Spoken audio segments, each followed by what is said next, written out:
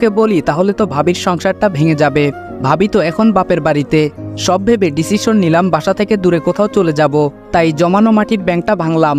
1336 টাকা ছিল। ব্যাগে কিছু কাপড় ও জমানো টাকাটা নিয়ে বাইরে বের হতেই বাসার সবাই। আম্মু বলল, আবির সকালবেলা কোথায় যাচ্ছিস বাবা? আমি বললাম, মা আমি দূরে কোথাও চলে যাচ্ছি, হয়তো আর ফিরবো না। জান্নাত বলল, কই যাবে তুমি আমাকে ছেড়ে? বিয়ে করার ভয়ে পালাচ্ছ? আমি বললাম, তোর মতো নোংরা মেয়েকে বিয়ে করব আমি, কি করে ভাবলি?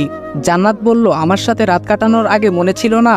কথাটা শুনেই আম্মু আমার গালে সজোরে একটা থাপ্পড় লাগিয়ে দিল। তোকে আমার ছেলে ভাবতেই ঘৃণা হচ্ছে। এদিকে ভাইয়া এসে আমাকে ইচ্ছামতো লাঠি দিয়ে পিটাচ্ছে। ব্যথায় আমি চিৎকার করতে লাগলাম। এমন সময় ভাবি তাদের বাসা থেকে চলে আসে। আমায় এমনভাবে মারতে দেখে এগিয়ে আসলো ভাইয়াকে আটকাতে। চোখ দিয়ে অঝরে পানি পড়ছে।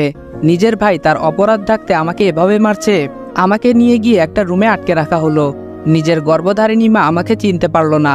1 বছর আগে ভাইয়া অ্যাক্সিডেন্ট করে যখন মৃত্যুর সাথে পাঞ্জা লড়ছিল, তখন তো আমি আমার 2 ব্যাগ রক্ত দিয়ে বাঁচিয়েছিলাম।